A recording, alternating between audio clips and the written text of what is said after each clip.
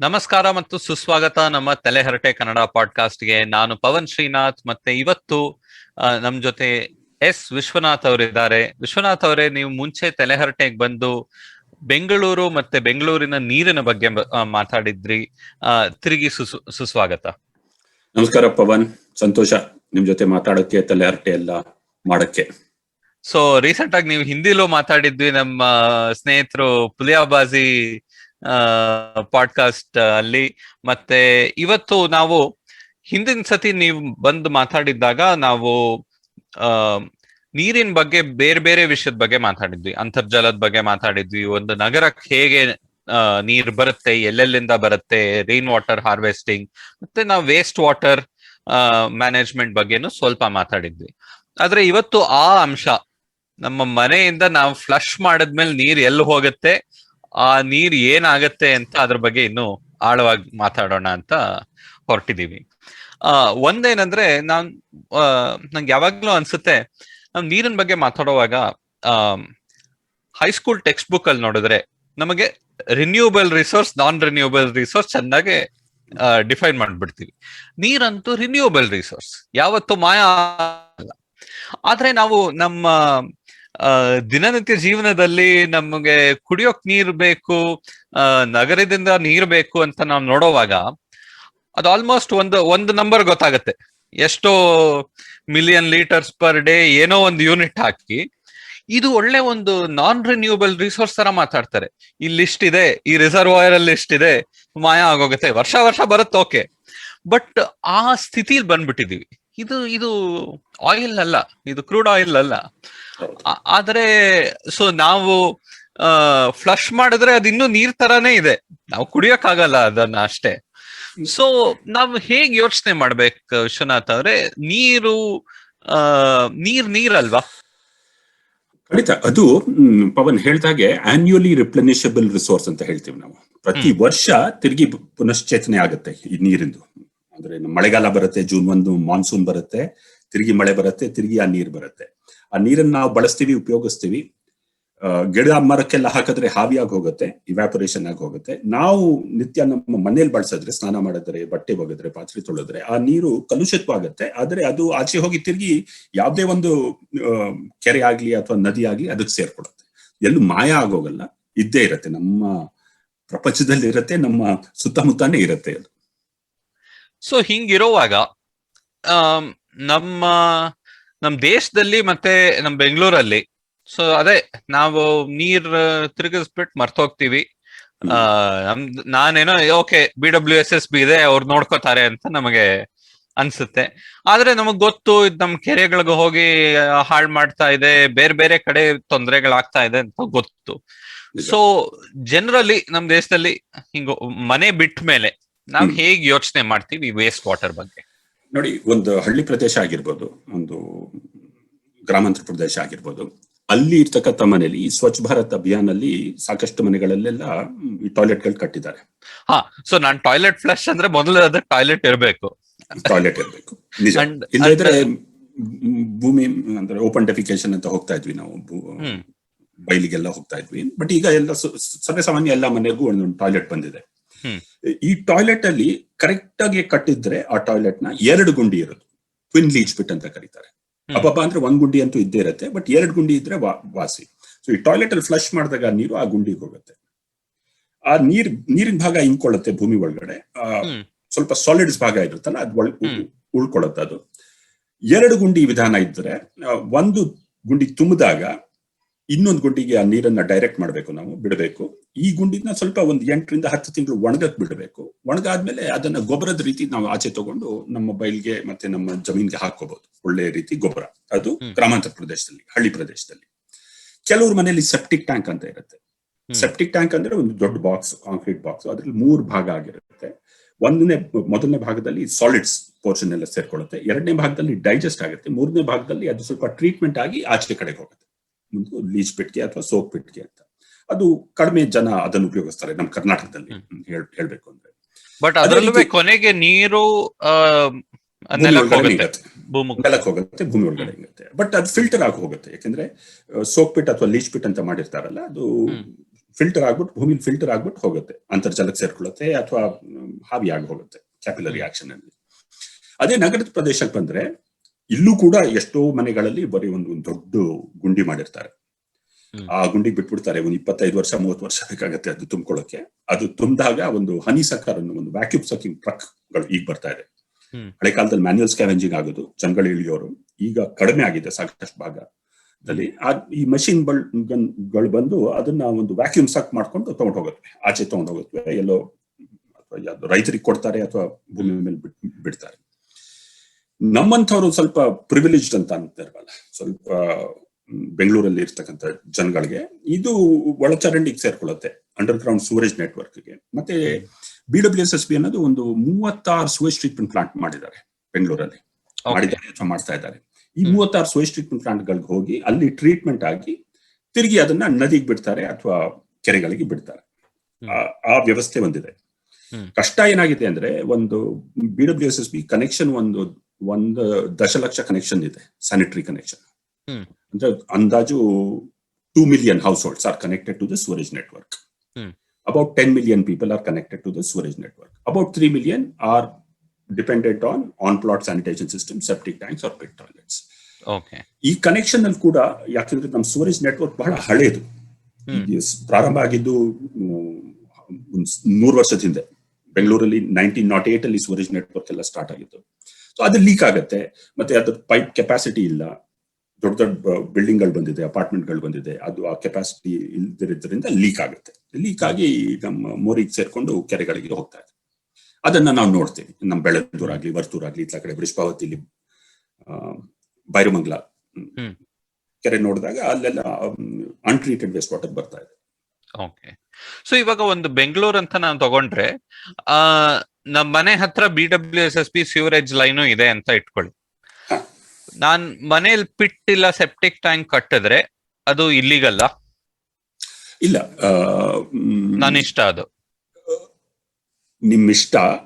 ಅದು legally it is not clearly defined. Okay. If the BWSSB is present in your area, in theory you are supposed to get a connection to that. ನೀವು ಆ BWSSB connection ತಗೊಂಡು ಅದಕ್ಕೆ ಬಿಡಲೇಬೇಕು. ಆದರೆ ಹೊಸ ಕಾನೂನು ಪ್ರಕಾರ ಒಂದು ನಿಮ್ಮ ಅಪಾರ್ಟ್ಮೆಂಟ್ ಇದೆ, 20 ಫ್ಲಾಟ್ ಇದೆ, 20 ಫ್ಲಾಟ್ ಗಿಂತ ಹೆಚ್ಚಿಗೆ ಇದ್ದ ಅಂದ್ರೆ ನೀವೇ ನಿಮ್ಮ ಸೂರೇಜ್ ಟ್ರೀಟ್ಮೆಂಟ್ ಪ್ಲಾಂಟ್ ಕಟ್ಕೋಬೇಕು ನಿಮ್ಮ ಅಪಾರ್ಟ್ಮೆಂಟ್. ಆ ರೀತಿ. ಈಗ ಸೆಪ್ಟಿಕ್ ಟ್ಯಾಂಕ್ ನಿಮ್ ಚಾಯ್ಸ್ ಇಲ್ವಾ ಅನ್ನೋದು ಅದು ಕರೆಕ್ಟ್ ಆಗಿ ತೀರ್ಮಾನ ಆಗಿಲ್ಲ. ಎಷ್ಟೋ ಕಡೆ ಏನಾಗುತ್ತೆ, ನಾವು ನಗರ ಪ್ರದೇಶದ ಒಂದು ಆಚೆ ಭಾಗದಲ್ಲಿ ಇರ್ತೀವಿ, BWSSB ನೆಟ್ವರ್ಕ್ ಬಂದಿರಲ್ಲ, ನಾವು ಸೆಪ್ಟಿಕ್ ಟ್ಯಾಂಕ್ ಮಾಡ್ಕೊಂಡಿರ್ತೀವಿ ಅಥವಾ ಪೆಟ್ ಟಾಯ್ಲೆಟ್ ಮಾಡ್ಕೊಂಡಿರ್ತೀವಿ. ಈಗ BWSSB ನೆಟ್ವರ್ಕ್ ಬರುತ್ತೆ, ಆವಾಗ ನಾವು ನಮ್ ಸೆಪ್ಟಿಕ್ ಟ್ಯಾಂಕ್ ನೇ ಕಂಟಿನ್ಯೂ ಮಾಡಬಹುದಾ ಅಥವಾ BWSSB ನೆಟ್ವರ್ಕ್ ಕನೆಕ್ಟ್ ಮಾಡ್ಕೊಳ್ಳೋದು ಕಡ್ಡಾಯನ ಅನ್ನೋದು ಅದು ಸುನಿಶ್ಚಿತ ಆಗಿಲ್ಲ. ಅದು ಕರೆಕ್ಟ್ ಆಗಿ ಬಂದಿಲ್ಲ. ಅದು ಆದ್ರೆ ಅಪಾರ್ಟ್ಮೆಂಟ್ ಅಂದ್ರೆ STP ಇರಲೇಬೇಕು. 20ಗಿಂತ ಹೆಚ್ಚು ಅಪಾರ್ಟ್ಮೆಂಟ್ ಇದೆ, ಫ್ಲಾಟ್ಸ್ ಇದ್ರೆ, ಅಥವಾ 10,000 ಸ್ಕ್ವೇರ್ ಮೀಟರ್ ಗಿಂತ ಜಾಸ್ತಿ ಫ್ಲಾಟ್ ಏರಿಯಾ ಇದ್ದ ಅಂದ್ರೆ, ಪ್ಲಾಟ್ ಏರಿಯಾ ಇದ್ದ ಅಂದ್ರೆ, ಅವಾಗ ಅದು ನಿಮ್ಮ STP ಹಾಕ್ಲೇಬೇಕು. ಸೊ ಈ ಅಪಾರ್ಟ್ಮೆಂಟ್ ಲೆವೆಲ್ STP ಕೆಲಸಗಳು ಆಗ್ತಾ ಇದೆಯಾ? ಯಾಕಂದ್ರೆ ನಾನ್ ನೋಡಿರೋ ಪ್ರಕಾರ ಕಟ್ತಾರೆ, 1 ವರ್ಷ ಏನೋ ಆಗತ್ತೆ, ಕೊನೆಗೆ ಎಲ್ಲ ಕೊಚ್ಚೆ ನೀರ್ ಹಂಗೆ ಇರುತ್ತೆ. ಸೊ ಹನಿ ಸಕ್ಕರ ಏನೋ ಕರ್ಸಿ ಅದನ್ನ ತೆಗೆಸ್ಬಿಡ್ತಾರೆ. ಹೌದು. ಅದೇನಾಗಿದೆ ಅಂದ್ರೆ, ಬೆಂಗಳೂರಲ್ಲಿ ಒಂದು 6,000ಗಿಂತ ಹೆಚ್ಚು ಈ ತರ decentralised waste water treatment plant ಗಳಿದೆ, ಫ್ಲಾಟ್ ಗಳಲ್ಲಿ ಅಥವಾ ಲೇಔಟ್ ಗಳಲ್ಲಿ. ಓಕೆ, 6,000 ಜನ ಅವ್ರವ್ರ ಫ್ಲಾಟ್ ಅಲ್ಲಿ ಮಾಡ್ಕೊಂಡಿದ್ದಾರೆ. ಅಂದ್ರೆ ಕಡ್ಡಾಯ ಆಗಿದ್ರಿಂದ ಬಿಲ್ಡರ್ ಮಾಡಿ ಕಟ್ಟಲೇಬೇಕು. ಕಟ್ಟಾದ್ಮೇಲೆ ರೆಸಿಡೆಂಟ್ಸ್ ಅಸೋಸಿಯೇಷನ್ ಗೆ ಹ್ಯಾಂಡ್ ಓವರ್ ಮಾಡಬೇಕು. ಈಗ ಬಿಲ್ಡರ್ಗೆ ಅದು ಒಂದು ಕಾಸ್ಟ್. ಅದು ಅಂದ್ರೆ ಅದು ಮಿನಿಮಮ್ ಟೆಕ್ನಾಲಜಿ ಉಪಯೋಗಿಸಿ, ಮಿನಿಮಮ್ ಕ್ವಾಲಿಟಿ ಉಪಯೋಗಿಸಿ ಮಾಡ್ತಾರೆ. ಅಂದ್ರೆ ಎಲ್ಲಾ ಬಿಲ್ಡರ್ಸ್ ಅಲ್ಲ, ಕೆಲವು ಬಿಲ್ಡರ್ಸ್ ಎಲ್ಲ. ಯಾಕಂದ್ರೆ ಅದು ದುಡ್ಡು ಹೆಚ್ಚಿಗೆ ಅದ್ರ ಮೇಲೆ ಹೋಗುತ್ತೆ, ಫ್ಲಾಟ್ ಬೆಲೆ ಹೆಚ್ಚಾಗುತ್ತೆ ಅಂತ. ರೆಸಿಡೆಂಟ್ಸ್ ಅಸೋಸಿಯೇಷನ್ ಅವರು ಟೇಕ್ ಓವರ್ ಮಾಡಿದಾಗ ಅವ್ರಿಗೆ ಕಷ್ಟ ಏನು ಅಂತಂದ್ರೆ, ಒಳ್ಳೆ ಟೆಕ್ನಾಲಜಿನ ಇದು ಕೆಲಸ ಮಾಡ್ತಾ ಇದೆಯಾ ಇಲ್ವಾ ಅಂತ ಅರ್ಥ ಮಾಡ್ಕೊಳ್ಳೋ ಒಂದು ನಮ್ ಶಕ್ತಿ ಇರಬೇಕು. ಅರ್ಥ ಮಾಡ್ಕೊಂಡಾದ್ಮೇಲೆ ಅದನ್ನ ಕರೆಕ್ಟ್ ಆಪರೇಟರ್ ಹಿಡಿದು ಅದನ್ನ ಆಪರೇಟ್ ಮಾಡಬೇಕು. ಆಪರೇಟ್ ಮಾಡಿದ ನಂತರ ಆ ನೀರ್ ಬರುತ್ತಲ್ಲ ಆಚೆಗೆ, ಅದನ್ನ ನಾವು ಬಳಸಬೇಕು ನಮ್ಮ ಟಾಯ್ಲೆಟ್ ಗಳಲ್ಲಿ ಫ್ಲಶಿಂಗಿಗೆ ಅಥವಾ ಗಾರ್ಡನಿಂಗಿಗೆ. ಇವೆಲ್ಲ ಸ್ವಲ್ಪ ಕಷ್ಟವಾದ ಸ್ಥಿತಿ. ಕೆಲವು ಭಾಗದಲ್ಲಿ, ಕೆಲವು ಅಪಾರ್ಟ್ಮೆಂಟ್ ಗಳಲ್ಲಿ, ಕೆಲವು ಲೇಔಟ್ ಗಳಲ್ಲಿ ತುಂಬಾ ಚೆನ್ನಾಗಿ ಕೆಲಸ ಮಾಡ್ತಾ ಇದೆ, where the residents association has the capacity to manage it. ಬಹಳಷ್ಟು ಜಾಗಗಳಲ್ಲಿ ನೀವು ಹೇಳಿದಾಗೆ ತುಂಬಾ ಕಷ್ಟ ಆಗುತ್ತೆ ರೆಸಿಡೆಂಟ್ಸ್ ಅಸೋಸಿಯೇಷನ್ ಅದನ್ನ ಮೇಂಟೈನ್ ಮಾಡಕ್ಕೆ. ಸೊ ಅವ್ರ ಸ್ವಂತ ಯೂಸ್ ಆ ಅಪಾರ್ಟ್ಮೆಂಟ್ ಅಲ್ಲಿ ಮಾಡೋದು ಬಿಟ್ಟು ಹಾ. ಕೊನೆಗೆ ಏನಾದ್ರೂ ನೀರ್ ಅವ್ರ ಆಚೆ ಬಿಡಬಹುದಾ ಡ್ರೈನೇಜ್ಗೆ, ಇಲ್ಲ ಬಿಡೋ ಹಾಗೆ ಇಲ್ವಾ? ಇದು 2004ನೇ ಇಸ್ವಿಲಿ ಒಂದು ಪೊಲ್ಯೂಷನ್ ಕಂಟ್ರೋಲ್ ಬೋರ್ಡ್ ಒಂದು ರೂಲ್ ಬಂದಿತ್ತು, ದಟ್ ಝೀರೋ ಲಿಕ್ವಿಡ್ ಡಿಸ್ಚಾರ್ಜ್ ಅಂತ. ಅಂದ್ರೆ ಅವ್ರ ನೀರನ್ನ ಆಚೆ ಬಿಡುವಂಗಿಲ್ಲ, ಅವ್ರು ಆ ನೀರನ್ನ ಶುದ್ಧೀಕರಣ ಮಾಡಿದ ನಂತರ ಫುಲ್ ಅವರೇ ಬಳಸಬೇಕು ಅಂತ. ಬಟ್ ಅದು ಸಾಧ್ಯ ಆಗಲ್ಲ, ಯಾಕಂದ್ರೆ ನಮ್ ಟಾಯ್ಲೆಟ್ ಎಷ್ಟು ಅಂತ ಫ್ಲಶ್ ಮಾಡ್ತೀವಿ, ಎಷ್ಟು ಅಂತ ಗಾರ್ಡನ್ ಏರಿಯಾ ಇರುತ್ತೆ ಅದಕ್ಕೆ ಆ ನೀರನ್ನ ಹಾಕಕ್ಕೆ ಅಂತ. ಸೊ ಎಕ್ಸೆಸ್ ವಾಟರ್ ಇದ್ದೇ ಇರುತ್ತೆ. ಆ ಎಕ್ಸೆಸ್ ವೇಸ್ಟ್ ವಾಟರ್ನ ಏನ್ ಮಾಡಬೇಕು ಅನ್ನೋದು ಕಾನೂನಲ್ಲಿ ಕರೆಕ್ಟ್ ಆಗಿ ತೀರ್ಮಾನ ಆಗಿಲ್ಲ. ಜನ ಫ್ಲಾಟ್ನವರು, ಅಪಾರ್ಟ್ಮೆಂಟ್ನವರು ಅದನ್ನ ಮೋರಿಗೆ ಬಿಡ್ತಾರೆ, ತಮ್ಮ ಮುಂದೆ ಇರ್ತಕ್ಕಂಥ ಮೋರಿಗೆ ಬಿಡ್ತಾರೆ, ಅಥವಾ ಕೆಲವರೆಲ್ಲ ಈ ವ್ಯಾಕ್ಯೂಮ್ ಸಕಿಂಗ್ ಟ್ರಕ್, ಹನಿ ಸಕರ್ ಅಂತ ಕರಿತೀವಲ್ಲ, ಅವ್ರ ಕೈಲಿ ಅದನ್ನ ಖಾಲಿ ಮಾಡಿಸ್ತಾರೆ. ಓಕೆ. ಸೊ ಈ ತರ ಜಸ್ಟ್ ನಮ್ ಮನೆಯಿಂದ ನೀರ್ ಆಚೆ ಬಿಟ್ಟ ಮೇಲೆ ಏನಾಗತ್ತೆ ಅನ್ನೋದ್ರಲ್ಲಿ ಕಾನೂನಲ್ಲಿ ಅಷ್ಟೊಂದು ಪ್ರಶ್ನೆಗಳಿನ್ನೂ ಇದೆ. ತುಂಬಾ ಇದೆ. ಅದು ತುಂಬಾ ಇದೆ. ಅಂದ್ರೆ ನಾವ್ ನೀರಿಗೆ ಹಕ್ಕು ಅಂತ ನಾವ್ ಮಾತಾಡ್ತೀವಿ, ಆದ್ರೆ ಕೊಳಚೆ ನೀರನ್ನ ಪ್ರೋಸೆಸ್ ಮಾಡ್ಬೇಕು ಅಂತ ಅದರಲ್ಲಿ ಯಾರ್ದು ಹಕ್ಕಿಲ್ಲ, ಯಾರ್ದು ಡ್ಯೂಟಿ ಇಲ್ಲ, ಕರ್ತವ್ಯ ಇಲ್ಲ, ಅರ್ಧಂಬರ್ಧ ಇದೆ. ಅಲ್ಲಿ ಈಗ ಕರೆಕ್ಟ್ ಆಗಿ ನೋಡಿದ್ರೆ ಈ ವೇಸ್ಟ್ ವಾಟರ್ ಮೇಲೆ ನಮ್ ಜವಾಬ್ದಾರಿ. ಅದನ್ನ ನಾವು ಶುದ್ಧೀಕರಣ ಮಾಡಿ ಆಚೆ ಕಳಿಸ್ಬೇಕು, ಅಥವಾ ಕರೆಕ್ಟ್ ಆಗಿ ಲೀಗಲ್ ಆಗಿ ಆಚೆ ಕಳಿಸ್ಬೇಕು ಅಂತ BWSSB ಸೂರಜ್ ನೆಟ್ವರ್ಕ್ ಗೆ. ಸೊ ಪೊಲ್ಯೂಟರ್ ಪೇಸ್ ಅಂತ ಒಂದು ಪ್ರಿನ್ಸಿಪಲ್ ಇದೆ. ಯಾರು ಪೊಲ್ಯೂಟ್ ಮಾಡ್ತಾರೋ, ಕಲುಷಿತ ಮಾಡ್ತಾರೋ, ಅವ್ರು ಆ ದುಡ್ಡು ಕಟ್ಟಬೇಕು ಅದನ್ನ ಟ್ರೀಟ್ಮೆಂಟ್ ಮಾಡಕ್ಕೆ ಅನ್ನೋದು. ಸೊ ಆ ಜವಾಬ್ದಾರಿ ನಮ್ಮ ಮೇಲೆ ಇರುತ್ತೆ. ಸ್ಯಾನಿಟೇಷನ್ ಇಸ್ ಅ ರೈಟ್, ಅಂದ್ರೆ ನಮ್ಗೆ we have a right to a toilet, but to the waste water generated from the sanitation we have a responsibility. ಹೌದು, ಈಗ ವೇಸ್ಟ್ ವಾಟರ್ಗೆ ಹಕ್ಕಿಲ್ಲ. ಅದು ಪ್ರಶ್ನೆ ಬರ್ತಾ ಇದೆ ಈಗ, ಹೂ ಓನ್ಸ್ ವೇಸ್ಟ್ ವಾಟರ್ ಅಂತ. ನೀವು ಈಗ ನಾವು ನಮ್ಮ ಅಪಾರ್ಟ್ಮೆಂಟ್ ಮನೆಗಳಿಂದೆಲ್ಲ ಬಿಡ್ತೀವಲ್ಲ ಈ ನೀರು, ಬೆಂಗಳೂರಲ್ಲಿ ದಕ್ಷಿಣ ಪಿನಾಕಿನಿ ಇನ್ನೂ ನದಿ ಹರ್ಕೊಂಡು ಹೋಗುತ್ತೆ ಹೊಸೂರ್ ಕಡೆಗೆ, ಮತ್ತೆ ಅಲ್ಲಿ ಅದು ಹೋಗಿ ಬೇ ಆಫ್ ಬೆಂಗಾಲ್ ಸೇರ್ಕೊಳ್ಳುತ್ತೆ. ಅದೇ ರೀತಿ ವೃಷಭಾವತಿ ಹರ್ಕೊಂಡು ಹೋಗಿ ಅರ್ಕಾವತಿ ಸೇರಿ ಕಾವೇರಿ ನದಿಗೆ ಸೇರ್ಕೊಳ್ಳುತ್ತೆ. ಸೊ 2 ನದಿಲಿ ಬೆಂಗಳೂರಿಂದ ಕಲುಷಿತವಾದ ನೀರು ಆಚೆ ಹೋಗ್ತಾ ಇದೆ, ವೃಷಭಾವತಿ ಮತ್ತೆ ದಕ್ಷಿಣ ಪಿನಾಕಿನಿ. ಈ 2 ನದಿಗಳಲ್ಲೂ ಬೆಂಗಳೂರು ಬಿಟ್ಟ ನಂತರ ರೈತರು ತಾವು ದುಡ್ಡು ಖರ್ಚು ಮಾಡಿ, ಲಕ್ಷಾಂತರ ರೂಪಾಯಿ ಖರ್ಚು ಮಾಡಿ, 10 ಲಕ್ಷ 20 ಲಕ್ಷ ರೂಪಾಯಿ ಖರ್ಚು ಮಾಡಿ ಆ ನೀರನ್ನ ಪಂಪ್ ಮಾಡ್ತಾರೆ. 5 ಕಿಲೋಮೀಟರ್ 7 ಕಿಲೋಮೀಟರ್ ಈ ನೀರು, ಕಲುಷಿತವಾದ ನೀರು, ಅನ್ಟ್ರೀಟೆಡ್ ವೇಸ್ಟ್ ವಾಟರ್ ಅಂತ ಕರಿತೀವಲ್ಲ, ಪಂಪ್ ಮಾಡ್ಬಿಟ್ಟು ಅದರಿಂದ ಬೆಳೆ ತೆಗಿತಾ ಇದ್ದಾರೆ. ಅಂದ್ರೆ ಅವ್ರ ಜೀವನಾಧಾರ ಅದ್ರ ಮೇಲೆ, ಯಾಕಂದ್ರೆ ಅವ್ರ ಬೋರ್ವೆಲ್ ಅಲ್ಲಿ ನೀರಿಲ್ಲ ಅಥವಾ ಬೇರೆ ಯಾವುದೇ ನೀರಿಲ್ಲ ಅವ್ರಿಗೆ. ಸೊ 22 ಲಕ್ಷ ರೂಪಾಯಿ ಖರ್ಚು ಮಾಡ್ತಾರೆ ರೈತರು, 7 ಕಿಲೋಮೀಟರ್ ಪಂಪ್ ಮಾಡ್ತಾರೆ. ಸೊ ಆವಾಗ ಪ್ರಶ್ನೆ ಬರುತ್ತೆ, ಯಾರದ್ದು ಅಧಿಕಾರ? ಅವ್ರಿಗೆ ಅಧಿಕಾರ ಇದೆಯಾ ಆ ನೀರು ತಗೊಳಕ್ಕೆ? ಅವ್ರು ನಮಗೆ ಒಂದು ಸರ್ವಿಸ್ ಕೊಡ್ತಾ ಇದಾರ? ಅಂದ್ರೆ ಆ ನೀರನ್ನ ತಗೊಂಡು ಜಮೀನ್ ಮೇಲೆ ಹಾಕಿದಾಗ ಟ್ರೀಟ್ಮೆಂಟ್ ಆಗತ್ತೆ ಒಂದ್ ರೀತಿ, ಅವ್ರು ನಮಗೆ ಸರ್ವಿಸ್ ಕೊಡ್ತಾ ಇದಾರಾ ಅಥವಾ ಅವ್ರು ನೀರ್ ತಗೋತಾ ಇದಾರಾ ಅಂತೂ ಆ ಪ್ರಶ್ನೆ ಇನ್ನು ನಮಗೆ ಎದುರಿಸ್ತಾ ಇದೆ. ಸೊ ಮತ್ತೆ ನಾವು ಒಂದು ನಗರ ಇಲ್ಲ ಬೆಂಗಳೂರು ತರ ಮಹಾನಗರ ಅಂತ ನೋಡಿದ್ರೆ ನಾವು ವೇಸ್ಟ್ ವಾಟರ್ ನ ಹೇಗೆ ನೋಡ್ಬೇಕು ಅನ್ನೋದು ಫುಲ್ ಆಗಿ ಚೇಂಜ್ ಆಗತ್ತಲ್ವಾ? ಯಾಕಂದ್ರೆ ನಾವು ಸದ್ಯಕ್ಕೆ ಏನ್ ಯೋಚನೆ ಮಾಡ್ತಾ ಇದೀವಿ, ಎಲ್ಲಿಂದಾನೋ ನೀರ್ ತಗೋತಾ ಇದೀವಿ, ಆಮೇಲೆ ಏನೋ ಟ್ರೀಟ್ಮೆಂಟ್ ಮಾಡಿ ಕಳಿಸ್ತಾ ಇದೀವಿ ಆಚೆ, ಅಷ್ಟೇ ಅಲ್ವಾ? Broad imagination. ಆದ್ರೆ ನಿಜವಾಗ್ಲೂ ನೀವ್ ಹೇಳ್ತಾ ಇರೋ ತರ ಜನ ಬೇರೆ ತರ ಉಪಯೋಗಿಸ್ತಾ ಇದ್ದಾರೆ. ಸೊ ನಮ್ಮ ನಗರ ಈಗ ಏನು ಒಂದು ನೀರಿನ ಪ್ರದೇಶ ಅಂತಾನೆ ಯೋಚನೆ ಮಾಡ್ಬೇಕಾ? ಈಗ ನೋಡಿ ಪವನ್, ಈಗ ಬಹಳ ಒಂದು ಹೊಸ ಒಂದು ಅನಿಸಿಕೆ ಬರ್ತಾ ಇದೆ. ಅಂದ್ರೆ ಈಗ ಬೆಂಗಳೂರು ನಗರನೇ ತಗೊಳ್ಳಿ, 1450 ದಶಲಕ್ಷ ಲೀಟರ್ ನೀರು ಪ್ರತಿ ದಿವಸ ಬರ್ತಾ ಇದೆ ಬೆಂಗಳೂರು ಸಿಟಿಗೆ ಕಾವೇರಿಯಿಂದ, 1450 ಮಿಲಿಯನ್ ಲೀಟರ್ಸ್ ಪರ್ ಡೇ. ಇದರದ್ದು 80% ಭಾಗ ಕೊಳಚೆ ನೀರಾಗಿ ನಗರ ಪ್ರದೇಶ ಬಿಟ್ಟು ಆಚೆ ಹೋಗ್ತಾ ಇದೆ, ದಕ್ಷಿಣ ಪಿನಾಕಿನಿಗೆ, ವೃಷಭಾವತಿಗೆ. ಅದರ ಜೊತೆಗೆ ಸುಮಾರು 600 ರಿಂದ 800 ದಶಲಕ್ಷ ಲೀಟರ್ ನೀರು ಅಂತರ್ಜಲದಿಂದ ನಾವು ತೆಗಿತಾ ಇದೀವಿ ಪ್ರತಿ ದಿವಸ. ಅದರದ್ದು 80% ಭಾಗನೂ ಕೂಡ ಆಚೆ ಹೋಗ್ತಾ ಇದೆ. ಒಟ್ಟಾರೆ ನಾವು ಸೇರಿಸಿದ್ರೆ ಒಂದು 2200 ಮಿಲಿಯನ್ ಲೀಟರ್ ಪರ್ ಡೇ, ದಶಲಕ್ಷ ಲೀಟರ್ ನೀರು ಉಪಯೋಗಿಸ್ತಾ ಇದೀವಿ ಬೆಂಗಳೂರು ನಗರದಲ್ಲಿ. ಒಂದು ಅಂದಾಜು 1800 ದಶಲಕ್ಷ ಲೀಟರ್ ನೀರು ಬೆಂಗಳೂರು ಬಿಟ್ಟು ಆಚೆ ಹೋಗ್ತಾ ಇದೆ. ಇದನ್ನೆಲ್ಲ ಒಂದೊಂದು ಹನಿನೂ ಕೂಡ ರೈತರು ಉಪಯೋಗಿಸ್ತಾ ಇದ್ದಾರೆ. ಇತ್ಲ ಕಡೆ ದಕ್ಷಿಣ ಪಿನಾಕಿನಿಲಿ ಒಂದು ಡ್ಯಾಮ್ ಬರುತ್ತೆ, ಕೆಲವರ್ಪಲ್ಲಿ ಡ್ಯಾಮ್ ಅಂತ ಹೊಸೂರ್ ಹತ್ರ, ಅಲ್ಲೂ ಹೋಗಿ ಸೇರ್ಕೊಳ್ಳುತ್ತೆ. ಅದರ ನಂತರ ಒಂದು ಕಾವೇರಿ ಪಟ್ಟಿನಂ ಅಂತ ಇನ್ನೊಂದು ಡ್ಯಾಮ್ ಬರುತ್ತೆ, ಅಲ್ಲೂ ಹೋಗಿ ಸೇರ್ಕೊಳ್ಳುತ್ತೆ.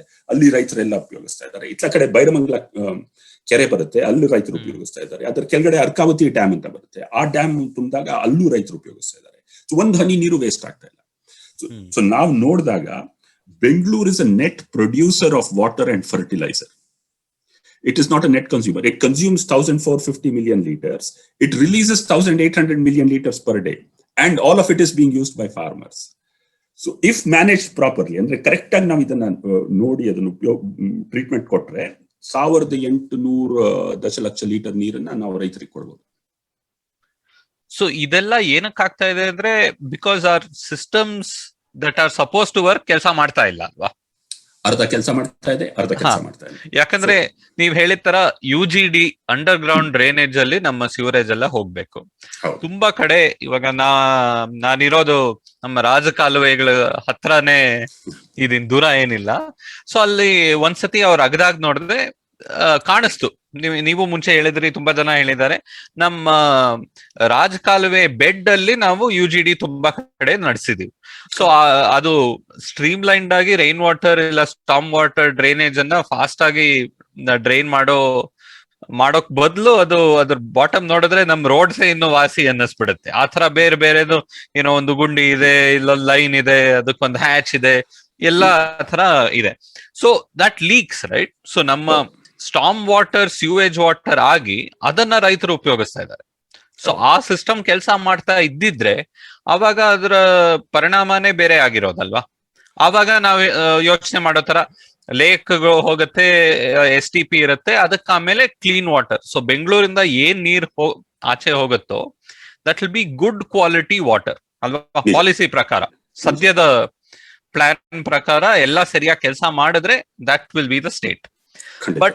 ಬಟ್ ದೆನ್ ಆ ಗುರಿ ಸರಿನಾ? ಈ ತರ ರೈತರು ಉಪಯೋಗಿಸ್ತಾ ಇದ್ದಾರೆ. ನಾವು ಅಷ್ಟು ಫಿಲ್ಟರ್ ಮಾಡಿಬಿಟ್ರೆ ಅವಾಗ ರೈತರಿಗೆ ಬರೀ ನೀರ್ ಸಿಗ್ತಾ ಇದೆ. ಈ ತರ ಕೊಳಚೆ ನೀರಂದ್ರೆ ನೀರಿಗಿಂತ ಇನ್ನೂ ಸ್ವಲ್ಪ ಬೆಟರ್ ಅಲ್ವಾ ರೈತರಿಗೆ? ಖಂಡಿತ. ಈಗ KC ವ್ಯಾಲಿ ಅಂತ ಪ್ರಾಜೆಕ್ಟ್ ಹಮ್ಮಿಕೊಂಡಿದೀವಿ ಬೆಂಗಳೂರಿನವರು ಅಲ್ಲ, ಅದು KC ವ್ಯಾಲಿ ಅಂತ ಕೋರಮಂಗಲ ಚಲ್ಲಘಟ್ಟ ವ್ಯಾಲಿಲಿ ಆ ಭಾಗದಲ್ಲಿ ಆ ದಿಕ್ಕಲ್ಲಿ ಹೋಗ್ತಾ ಇರ್ತಕ್ಕಂಥ ಕೊಳಚೆ ನೀರನ್ನ ಎಲ್ಲ ಶೇಖರಣೆ ಮಾಡಿ ರಾಜಕಾಲುವೆಲೆ ಹರಿಯೋದನ್ನ ಸಾಕಷ್ಟು ಮಟ್ಟಿಗೆ ಕಡಿಮೆ ಮಾಡಿ, ಇನ್ನೂ ಹರಿತಾ ಇದೆ ಬಟ್ ತುಂಬಾ ಕಡಿಮೆ ಆಗಿದೆ. ಈಗ ಅದನ್ನೆಲ್ಲ ನೆಟ್ವರ್ಕ್ ಎಲ್ಲ ಕರೆಕ್ಟ್ ಮಾಡಿದ್ದಾರೆ, ಎಷ್ಟಾಗುತ್ತೋ ಅಷ್ಟು ಪಂಪಿಂಗ್ ಸ್ಟೇಷನ್ ಹಾಕಿದ್ದಾರೆ, ಅದನ್ನೆಲ್ಲ ಹಾಕ್ಬಿಟ್ಟು ಆ ಟ್ರೀಟ್ಮೆಂಟ್ ಪ್ಲಾಂಟಿಗೆ ತಗೊಂಡು ಹೋಗ್ತಾ ಇದ್ದಾರೆ. ಅಲ್ಲಿ ಟ್ರೀಟ್ ಆಗಿ ಕೊನೆ ಮಟ್ಟದಲ್ಲಿ ಒಂದು 440 ದಶಲಕ್ಷ ಲೀಟರ್ ಪ್ರತಿ ದಿವಸ 137 ಕೆರೆಗಳ ತುಂಬಕ್ಕೆ ಹೋಗುತ್ತೆ ಕೋಲಾರ ಕಡೆಗೆ. ಸದ್ಯಕ್ಕೆ ಅಂದಾಜು ಒಂದು 300 ದಶಲಕ್ಷ ಲೀಟರ್ ನೀರು ಆಗ್ಲೇ ಪಂಪ್ ಆಗ್ತಾ ಇದೆ, ಒಂದು 100 ಕೆರೆಗಳು ತುಂಬಿದೆ. ಅಂದ್ರೆ ಒಂದು ಕ್ವಾಲಿಟಿ ತನಕ ಟ್ರೀಟ್ಮೆಂಟ್ ಮಾಡಿ ಈ ಕೆರೆಗಳನ್ನ ತುಂಬಿಸೋಕೆ ಪ್ರಾರಂಭ ಮಾಡಿದ್ದಾರೆ. ಲಕ್ಷ್ಮೀ ಸಾಗರ ಅಂತ ಮೊದಲನೇ ಕೆರೆ ಬರುತ್ತೆ, ಆ ಕೆರೆ ತುಂಬುತ್ತಾರೆ, ಅಲ್ಲಿಂದ ನೀರು ಹರ್ಕೊಂಡು ಹೋಗುತ್ತೆ ಒಂದು 4-5 ಕೆರೆಗೆ, ತಿರ್ಗಿ ಪಂಪ್ ಮಾಡ್ತಾರೆ, ತಿರ್ಗಿ ಕೆರೆಗಳು ತುಂಬುತ್ತೆ. ಇದು ಸ್ವಲ್ಪ ಬೆಳ್ಳಂದೂರು ವಾರ್ತೂರ್ನ ಬೈಪಾಸ್ ಮಾಡಿ ಹೋಗುತ್ತಾ ನೀರು? ಇದು ಹೇಗೆ? ಇಲ್ಲ, ಮೊದಲು ಬೆಳ್ಳಂದೂರು ವರ್ತೂರ್ಗೆ ಹೋಗ್ತಕ್ಕಂತ ಕೊಳಚೆ ನೀರು ಈಗ ಅದನ್ನ ತಗೊಂಡು ಅವರು ಟ್ರೀಟ್ಮೆಂಟ್ ಮಾಡಿ ಅದನ್ನ ಕೋಲಾರಿಗೆ ಕಳಿಸ್ತಾ ಇದ್ದಾರೆ. ಈಗ ಬೆಳ್ಳಂದೂರು ವರ್ತೂರಲ್ಲಿ ಹರಿತಕ್ಕಂತ ಕೊಳಚೆ ನೀರು ಬಹಳ ಕಡಿಮೆ ಆಗಿದೆ, ಬಹಳ ಮಟ್ಟಿಗೆ ಕಡಿಮೆ ಆಗಿದೆ. ಮೊದಲು ಏನಾಗ್ತಾ ಇತ್ತು, ಬೆಳ್ಳಂದೂರು ಮತ್ತೆ Varthur they were acting as wetlands. ಸಾಕಷ್ಟು ದೊಡ್ಡ ಪ್ರಮಾಣದಲ್ಲಿ ಗಿಡ ಎಲ್ಲ ಬೆಳ್ಕೊಂಡು ಆ ನೀರನ್ನ ಶುದ್ಧೀಕರಣ ಮಾಡ್ತಾ ಇತ್ತು ಒಂದು ಹದಕ್ಕೆ. ಆ ಹದಕ್ಕೆ ಶುದ್ಧೀಕರಣ ಮಾಡಿ ಆ ನೀರು ಹರ್ಕೊಂಡು ಹೋಗೋದಲ್ಲ ದಕ್ಷಿಣ ಪಿನಾಕಿನಿಯಲ್ಲಿ, ಆ ನೀರನ್ನ ರೈತರೆಲ್ಲ ಬಳಸ್ತಾ ಇದ್ರು, ಈಗಲೂ ಕೂಡ ಬಳಸ್ತಾರೆ, ಬಟ್ ಈಗ ಕಡಿಮೆ ಆಗಿದೆ ಆ ಪ್ರಮಾಣ. ಸೊ ಆ KC ವ್ಯಾಲಿ ಪ್ರಾಜೆಕ್ಟ್ ಯಾವ ತರ ಮಾಡಿದೀವೋ ನಾವು, ಅದೇ ರೀತಿ ವೃಷಭಾವತಿ ನದಿಲೂ ಕೂಡ ನಾವು ಸೂರೇಜ್ ನೆಟ್ವರ್ಕ್ ನ ಭದ್ರ ಮಾಡಿ ಇಂಡಸ್ಟ್ರಿಯಲ್ ವೇಸ್ಟ್ ವಾಟರ್ ಬರಬಾರ್ದು, ಇದ್ದಿದ್ದ ಹರಿತಕ್ಕಂಥ ಸೂರೇಜ್ ಎಲ್ಲದನ್ನು ಕಲೆಕ್ಟ್ ಮಾಡಿ ನೆಟ್ವರ್ಕ್ ಅಲ್ಲಿ ಕಲೆಕ್ಟ್ ಮಾಡಿ ಟ್ರೀಟ್ ಮಾಡ್ಬಿಟ್ಟು ರಾಜಕಾಲುವೆಯಲ್ಲಿ ಹರಿದ್ದೇ ನೋಡ್ಕೊಂಡು ಅದನ್ನ ನಾವು ರಾಮನಗರ ಕಡೆಗೆ, ಬೆಂಗಳೂರು ರೂರಲ್ ಕಡೆಗೆ ಆ ರೈತರಿಗೆಲ್ಲ ಕೊಡಬಹುದು. ಸೊ ಇವಾಗ ಇದಾಗ್ತಾ ಇದೆ. ಸೊ ನಾವು ಇದನ್ನೇ ಜಾಸ್ತಿ ಮಾಡ್ಬೇಕು ಅಂತನಾ? ಸೊ ಲೈಕ್ ಇವಾಗ ಬೆಂಗಳೂರಿನ ವೇಸ್ಟ್ ವಾಟರ್ ಪ್ರಾಬ್ಲಮ್ ನ ನಾವು ಸಾಲ್ವ್ ಮಾಡ್ಬೇಕು, ಅದೇ ಇದನ್ನ ಸುಮ್ಮನೆ ವೇಸ್ಟ್ ಅಂತ ಯೋಚನೆ ಮಾಡದೆ ಅದೊಂದು ರಿಸೋರ್ಸ್, ಅದು ನಮಗ್ ವೇಸ್ಟ್ ಆಗಿರ್ಬೋದು, ರೈತರಿಗೂ ಉಪಯೋಗವಾಗಿದೆ. ಸೊ ಆ ಒಂದು ಫುಲ್ ಇಕೋಸಿಸ್ಟಮ್ ಕ್ರಿಯೇಟ್ ಮಾಡ್ಬೇಕಂದ್ರೆ ಏನ್ ಮಾಡ್ಬೇಕಾಗತ್ತೆ? ನೋಡಿ, ಅದಕ್ಕೆ ಸಾಕಷ್ಟು ವಿಧಾನಗಳಿದೆ. ಈಗ ವೇಸ್ಟ್ ವಾಟರ್ ಉಪಯೋಗಗಳು ಏನು ಅಂತ ನೋಡೋಣ. ಒಂದು ಅರ್ಬನ್ ರಿಯೂಸ್ ಅಂತ, ಅಂದ್ರೆ ನಾವು ಅಪಾರ್ಟ್ಮೆಂಟ್ ಅಲ್ಲಿ ಶುದ್ಧೀಕರಣ ಮಾಡಿ ನಾವು ನಮ್ಮ ಟಾಯ್ಲೆಟ್ ಫ್ಲಶಿಂಗ್ ಬಳಸಬಹುದು, ಅಥವಾ ಗಿಡ ಮರಕ್ಕೆಲ್ಲ ಹಾಕೋಬಹುದು, ಲ್ಯಾಂಡ್ಸ್ಕೇಪಿಂಗ್ ಹಾಕೋಬಹುದು, ಕಾರ್ ಎಲ್ಲ ತೊಳಿಬಹುದು. ಕೆಲವು ಅಪಾರ್ಟ್ಮೆಂಟ್ಗಳು, ಒಂದು ಅಪಾರ್ಟ್ಮೆಂಟ್ ಇದೆ TZ ಅನ್ನೋರು, ಅವ್ರು ಅದನ್ನ ಬೋರ್ವೆಲ್ ಜೊತೆ ಮಿಕ್ಸ್ ಮಾಡ್ಕೊಂಡು ಕುಡಿತಾ ಇದ್ದಾರೆ, ಅಲ್ಲಿ ತನಕ ಶುದ್ಧೀಕರಣ ಮಾಡ್ಬಿಟ್ಟು ಕುಡಿತಾ ಇದ್ದಾರೆ. ಬೆಂಗಳೂರು ನಗರದಲ್ಲಿ ಆಗ್ತಾ ಇರ್ತಕ್ಕಂಥ TZ ಅಪಾರ್ಟ್ಮೆಂಟ್ ಇಡೀ ಭಾರತಕ್ಕೆ ಒಂದು ಮಾದರಿ. ಮೊದಲ ಮಟ್ಟಿಗೆ ಯಾವುದೇ ಒಂದು ಅಪಾರ್ಟ್ಮೆಂಟ್ ಆ ನೀರನ್ನ ಶುದ್ಧೀಕರಣ ಮಾಡಿ ಕುಡಿಯತಕ್ಕಂತ ಒಂದು ಉದಾಹರಣೆ ಅಂದ್ರೆ ಬೆಂಗಳೂರಲ್ಲಿ. ಯಾವ ಅಪಾರ್ಟ್ಮೆಂಟ್ ಇದು? TZ ಅಪಾರ್ಟ್ಮೆಂಟ್ ಅಂತ ಬರುತ್ತೆ ವರ್ತೂರಲ್ಲಿ. ವರ್ತೂರ್ ಹತ್ರ TZ ಅಪಾರ್ಟ್ಮೆಂಟ್ ಅಂತ 94 ಬಿಲ್ಡಿಂಗ್ ಗಳಿದೆ ಮತ್ತೆ ಫ್ಲಾಟ್ ಗಳಿದೆ. ಅವ್ರು ಒಂದು ಸುಮಾರು 10 ವರ್ಷದಿಂದ ಮಾಡ್ತಾ ಇದ್ದಾರೆ. ಶ್ರೀನಿವಾಸನ್ ಶೇಖರ್ ಅಂತ ಒಬ್ರು ಅಲ್ಲಿ ನಿವಾಸಿ ಆಗಿದ್ರು, ಅವ್ರ ಇಂಜಿನಿಯರ್ ಕೂಡ. ಅವ್ರು ಈ ಸಿಸ್ಟಮ್ ನ ಅವರು ಎಲ್ಲ ಸೇರ್ಕೊಂಡು, ರೆಸಿಡೆಂಟ್ಸ್ ಎಲ್ಲ ಸೇರ್ಕೊಂಡು ಮಾಡಿರ್ತಕ್ಕಂಥದ್ದು. ಅದು ಒಂದು ಉದಾಹರಣೆ. ಅಂದ್ರೆ ನಾವು ಅರ್ಬನ್ ರಿಯೂಸ್, ಕುಡಿಬಹುದು, ಟಾಯ್ಲೆಟ್ ಫ್ಲಶ್ ಮಾಡಬಹುದು, ಕಾರ್ಗಳು ವಾಶ್ ಮಾಡಬಹುದು, ಮತ್ತೆ ಗಿಡ ಮರಕ್ಕೆಲ್ಲ ಹಾಕ್ಬಹುದು. ಒಂದು. ಎರಡನೇದು ಇಂಡಸ್ಟ್ರಿಯಲ್ ರಿಯೂಸ್. ಅದನ್ನ ಟ್ರೀಟ್ಮೆಂಟ್ ಮಾಡಿ ಈಗ BEL ನವ್ರು ತಗೋತಾ ಇದ್ರು, ಇಂಟರ್ನ್ಯಾಷನಲ್ ಏರ್ಪೋರ್ಟ್ ನವ್ರು ತಗೋತಾ ಇದ್ದಾರೆ. Yelahanka waste water treatment plant ಅಲ್ಲಿ ನೀರನ್ನ ಶುದ್ಧೀಕರಣ ಮಾಡಿ ಅವರು ಇಂಟರ್ನ್ಯಾಷನಲ್ ಏರ್ಪೋರ್ಟ್ ಕಳಿಸ್ತಾರೆ, BEL ಫ್ಯಾಕ್ಟರಿ ಕಳಿಸ್ತಾರೆ, ITC ಫ್ಯಾಕ್ಟರಿ ಕಳಿಸ್ತಾರೆ. ಈಗ ಒಂದು ಥರ್ಮಲ್ ಪವರ್ ಪ್ಲಾಂಟ್ ಬರ್ತಾ ಇದೆ ಯಲಹಂಕದಲ್ಲಿ, ಅಲ್ಲಿ ಕಳಿಸ್ತಾರೆ. So industrial reuse is also second component. ಮೂರನೇದು ಉದಾಹರಣೆ ಜಕ್ಕೂರ್ ಕೆರೆಯಲ್ಲಿ 15 ದಶಲಕ್ಷ litre per day treatment plant ಇದೆ, 15 MLD ಟ್ರೀಟ್ಮೆಂಟ್ ಪ್ಲಾಂಟ್. ಆ ನೀರನ್ನ ಶುದ್ಧೀಕರಣ ಮಾಡಿ ಕೆರೆಗೆ ಬಿಡ್ತಾ ಇದ್ದಾರೆ. ಸೊ ಕೆರೆ ತುಂಬಿರುತ್ತೆ. So that is ecological reuse. ಆ ಇಕಲಾಜಿಕಲ್ ರಿಯೂಸ್ ಅಲ್ಲಿ ಎರಡು ಉಪಯೋಗಗಳು. ಒಂದು, ಅಲ್ಲಿ ಮೀನುಗಾರಿಕೆ ನಡೀಬಹುದು, ಪಕ್ಷಿಗಳೆಲ್ಲ ಬರುತ್ತೆ, ಬಯೋಡೈವರ್ಸಿಟಿ ಎಲ್ಲ ಆಗುತ್ತೆ. ಎರಡನೇದು, ಅಂತರ್ಜಲದ ಮಟ್ಟ ಮೇಲ್ ಬರುತ್ತೆ. ಆ ಅಂತರ್ಜಲದ ಮಟ್ಟದಲ್ಲಿ ಆ ನೀರು ಬಂದಾಗ ಆ ನೀರನ್ನು ಕುಡಿಯಕ್ಕೆ ಉಪಯೋಗಿಸಬಹುದು. ಸೊ ಗ್ರೌಂಡ್ ವಾಟರ್ ರೀಚಾರ್ಜ್ ಆಗುತ್ತೆ and then it can be use for drinking. So it becomes urban reuse. ನಾಲ್ಕನೇದು ಅಗ್ರಿಕಲ್ಚರಲ್ ರಿಯೂಸ್. ಭಾರತ ದೇಶದಲ್ಲಿ ನೋಡಿದಾಗ the dominant use of water is agricultural. 85% of the total water used in India is for agriculture purpose. Now, because ಈ ಕಲುಷಿತವಾದ ನೀರು ಅಂತ ನಾವು ಏನ್ ಕರಿತೀವೋ, ಇದರಲ್ಲಿ nitrogen, phosphorus ಮತ್ತೆ ಪೊಟ್ಯಾಷಿಯಂ ಅಂಶ ಹೆಚ್ಚಿಗೆ ಇರುತ್ತೆ. ನಮ್ಮ ದೇಹದಿಂದ ಹೋಗಿರ್ತಕ್ಕಂಥ ಮಲಮೂತ್ರದಲ್ಲಿ ಇರ್ತಕ್ಕಂಥ ನೈಟ್ರೋಜನ್, ಫಾಸ್ಫೇಟ್, ಪೊಟ್ಯಾಷಿಯಂ ಇರುತ್ತೆ. ಇದನ್ನ ಅಗ್ರಿಕಲ್ಚರ್ ಅಂದ್ರೆ ವ್ಯವಸಾಯಕ್ಕೆ ಬಳಸಿದ್ರೆ ಎರಡು ಉಪಯೋಗ. ಒಂದು, ವ್ಯವಸಾಯಕ್ಕೆ ನಾವು ಒಂದು ಭದ್ರತೆ ಕೊಡ್ಬೋದು, ನೀರಿನ ಭದ್ರತೆ ಕೊಡ್ಬೋದು. We can make it climate resilient and drought proof. ಎರಡನೇದು, ಫರ್ಟಿಲೈಸರ್ ರಿಕ್ವೈರ್ಮೆಂಟ್ ಕಡಿಮೆ ಆಗುತ್ತೆ. ಆಗ್ಲೇ ಇವತ್ತು ಪೇಪರ್ ಅಲ್ಲಿ ಓದ್ತಾ ಇದ್ದೀರಾ, ಫರ್ಟಿಲೈಸರ್ ಬೆಲೆಗಳೆಲ್ಲ ಮೇಲಕ್ಕೆ ಹೋಗ್ತಾ ಇದೆ. ರೈತರೆಲ್ಲ ಈ ನೀರನ್ನು ಉಪಯೋಗಿಸಿದಾಗ ಏನಂತಾರೆ ಅಂದ್ರೆ, ನಮ್ಗೆ ಈ ಗೊಬ್ಬರದ ಅಂಶ ಕಡಿಮೆ ಬೇಕಾಗಿ ಬರುತ್ತೆ, 50% ಕಡಿಮೆ ಬೇಕಾಗಿ ಬರುತ್ತೆ ಅಂತ ಹೇಳ್ತಾರೆ. ಸೊ ಅಗ್ರಿಕಲ್ಚರಲ್ ರಿಯೂಸ್ ಒಂದು ಮಾಡಬಹುದು. ಅಂದ್ರೆ ಈ 4 ರಿಯೂಸ್ ಇದೆ. ಎರಡನೇದು ಸೆಂಟ್ರಲೈಸ್ಡ್ ಮತ್ತೆ ಡಿಸೆಂಟ್ರಲೈಸ್ಡ್. ಅಪಾರ್ಟ್ಮೆಂಟ್ ಗಳಲ್ಲಿ ನಾವು decentralised waste water treatment plant ಹಾಕಿದಾಗ ಅವಾಗ ಡಿಸೆಂಟ್ರಲೈಸ್ಡ್ ಯೂಸ್ ಆಗುತ್ತೆ, ಅಲ್ಲೇ ಆ ಅಪಾರ್ಟ್ಮೆಂಟ್ ಅಲ್ಲೇ ಬಳಸಬಹುದು. ಸ್ವಲ್ಪ ಸೆಂಟ್ರಲೈಸ್ಡ್ ಟ್ರೀಟ್ಮೆಂಟ್ ಮಾಡಿದಾಗ ಆ ನೀರನ್ನ ಶುದ್ಧೀಕರಣ ಮಾಡಿ ಜಾಸ್ತಿ ದೂರ, 100 ಕಿಲೋಮೀಟರ್ ದೂರ ತನಕ ನಾವು ಕಳಿಸಬಹುದು. ಎರಡನ್ನು ಕಂಬೈನ್ ಮಾಡಿ ನಾವು ಪ್ಲಾನ್ ಮಾಡಬೇಕು. ಸದ್ಯಕ್ಕೆ ಏನಾಗ್ತಾ ಇದೆ, ದೊಡ್ಡ ಟ್ರೀಟ್ಮೆಂಟ್ ಪ್ಲಾಂಟ್ ಗಳನ್ನ BWSS ಆಗ್ತಾ ಇದೆ. ಚಿಕ್ಕ ಟ್ರೀಟ್ಮೆಂಟ್ ಪ್ಲಾಂಟ್ ಜವಾಬ್ದಾರಿ ಬರ್ತಾ ಇರೋದು ಪೊಲ್ಯೂಷನ್ ಕಂಟ್ರೋಲ್ ಬೋರ್ಡ್ ರೂಲ್ ಮುಖಾಂತರ. ಈ decentralised waste water treatment plant ಗಳು ಮತ್ತೆ ಸೆಂಟ್ರಲೈಸ್ಡ್ ಕಾಮನ್ ಪ್ಲಾಟ್ಫಾರ್ಮ್ ಅಲ್ಲಿ ಒಂದರ ಜೊತೆ ಒಂದಕ್ಕೆ ಮಾತಾಡ್ತಾ ಇಲ್ಲ. ಸೊ ಆ ಮಾತು ಸ್ವಲ್ಪ ಜಾಸ್ತಿ ಆಗ್ಬೇಕು, ಮತ್ತೆ ಆವಾಗ ಪ್ಲಾನಿಂಗ್ ಕರೆಕ್ಟ್ ಆಗುತ್ತೆ. ಓಕೆ. ಅಂಡ್ ಈಗ ನೀವ್ ಹೇಳಿದ್ರಲ್ಲ, ಈ ವೇಸ್ಟ್ ವಾಟರ್ ನಗರ ಬಿಡ್ತಾ ಇರೋದು, it's such a big resource. Bengaluru ಸುತ್ತಮುತ್ತ we are getting some big projects also ಅಲ್ವಾ ಇದ್ರ ಬಗ್ಗೆ? ಸೊ ನಾವ್ ಹೇಗೆ ನೀರಿನ ಬಗ್ಗೆ ಸಮಸ್ಯೆ ಆಗ್ಬೋದು, ಸ್ವಲ್ಪ ಸತಿ ಜಗಳ ಆಗ್ಬಹುದು, ಕೊಳಚೆ ನೀರ್ ಮೇಲೂ ಆಗ್ತಾ ಇದೆ ಅಲ್ವಾ? ನಾನ್ ನ್ಯೂಸ್ ಪೇಪರ್ ಅಲ್ಲಿ 10 ವರ್ಷದಿಂದ ನೋಡ್ತಾ ಇದ್ದೀನಿ.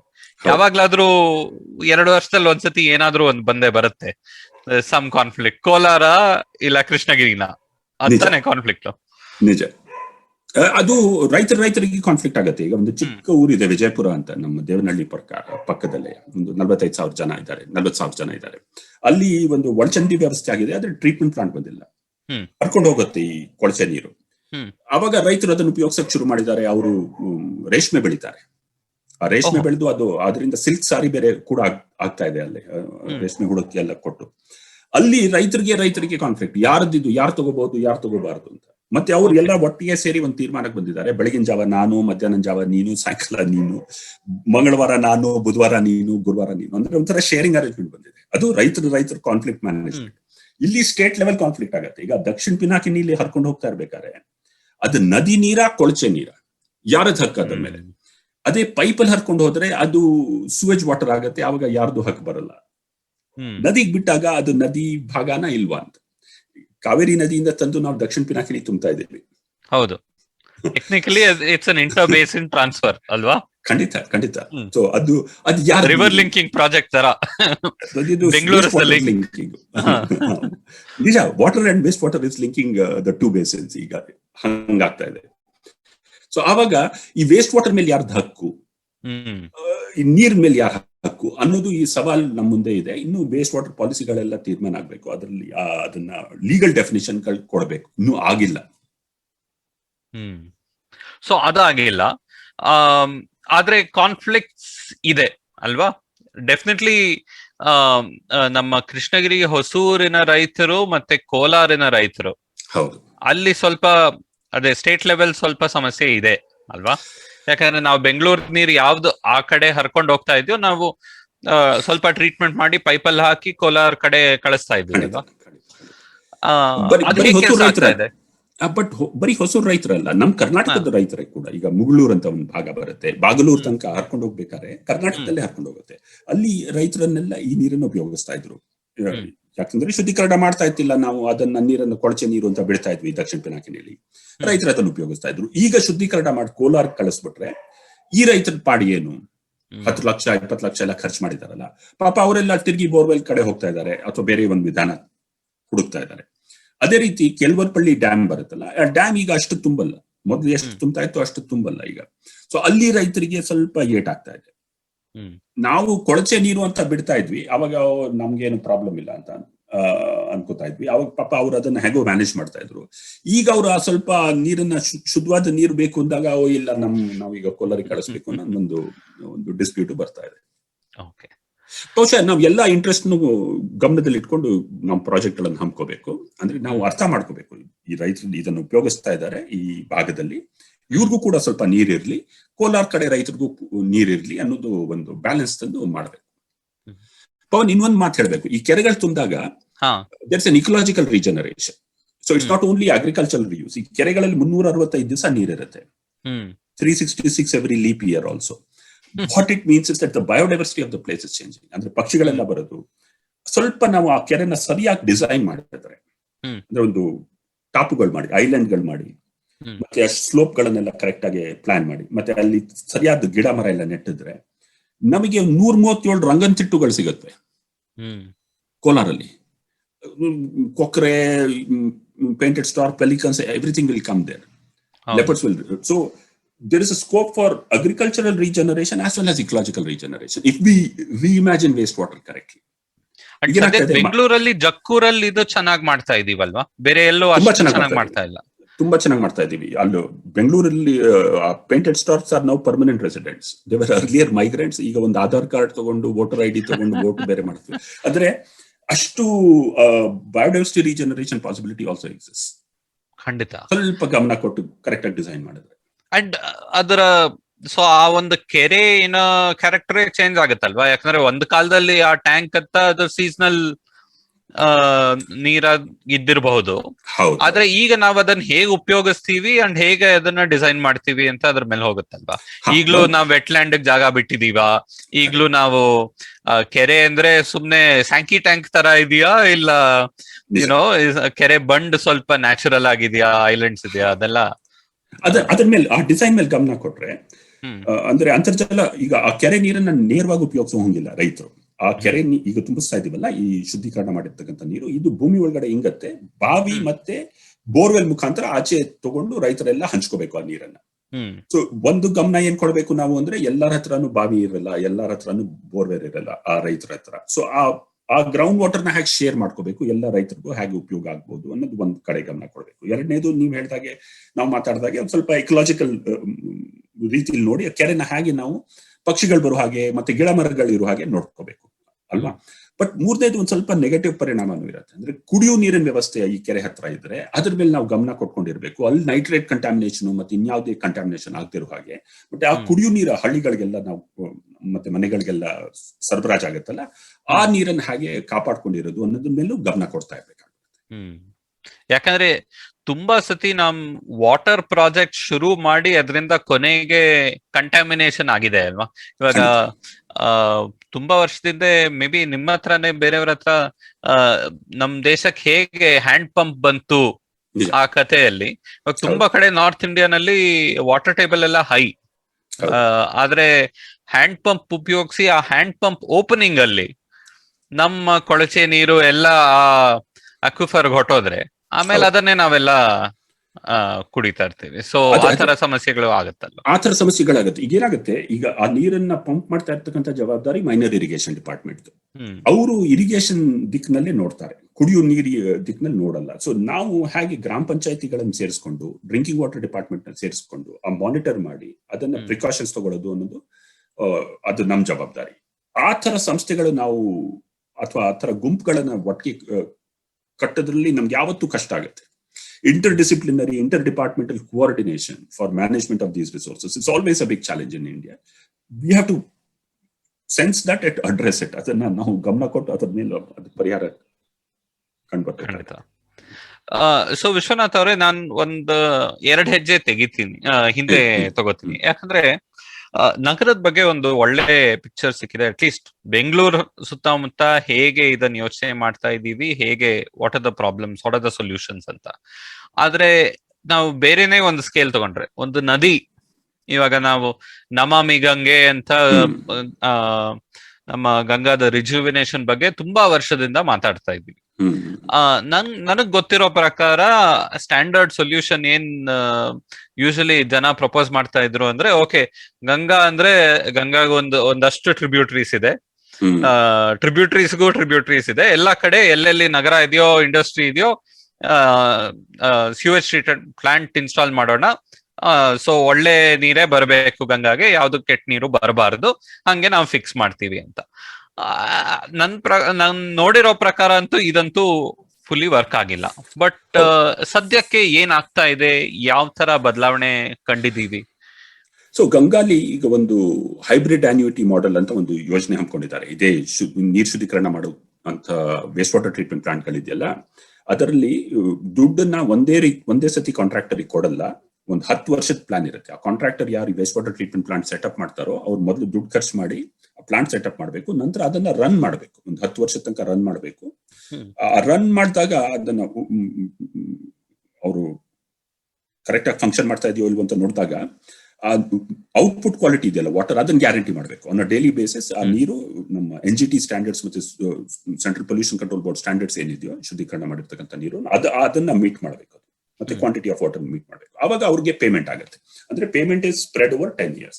ಸೊ ಈ ದಿಕ್ಕಿನಲ್ಲಿ ವೇಸ್ಟ್ ವಾಟರ್ ಟ್ರೀಟ್ಮೆಂಟ್ ಪ್ಲಾಂಟ್ ಗಳನ್ನ ಅಟ್ಲೀಸ್ಟ್ 10 years ನಾವು ಫಂಕ್ಷನ್ ಮಾಡಬಹುದು ಅಂತ ಒಂದು ಭಾವನೆ. ಬಟ್ ಫಂಡಮೆಂಟಲ್ ಕ್ವಶನ್ ಪವನ್ ಅದೇ ಬರುತ್ತೆ. ನಾವು ನೀರಲ್ಲೂ ಮಾತಾಡಿದ್ವಿ, who will pay for all this?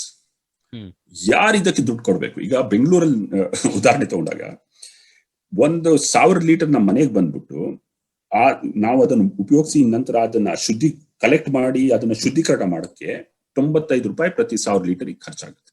95 rupees per kiloliter to get water to our homes and then to treat it to meet the standards of release into the environment.